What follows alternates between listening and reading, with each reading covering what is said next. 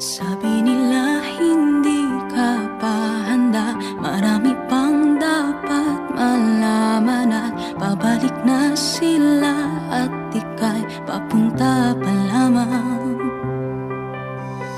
Di pa man maunawaan ng lahat, di man sapat ang kaalaman, ay di kailang susuko, pagtatagumpayan ng bawat pagsubok. Sarili ang kalaban.